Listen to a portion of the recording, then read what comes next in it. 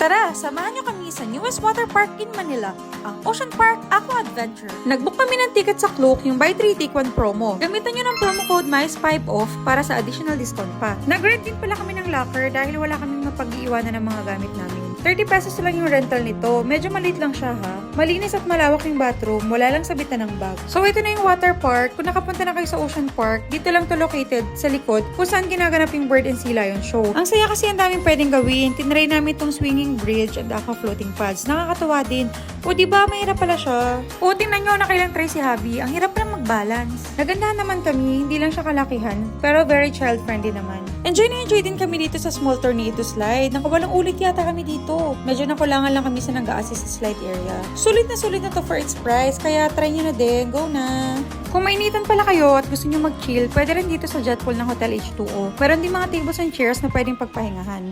Tuwang-tuwa talaga yung mga kids dahil malapit nga to sa animal show area. Medyo nakasilip din kami ng very light. So ayun ang saya ng anak ko na hilig sa animals. Soon mag-open na rin yung fish spa and BMX children ramp play. At kung magutom nga pala kayo, meron ding aqua bistro and super affordable ng mga foods nila. Yun lang, bye! Follow for more!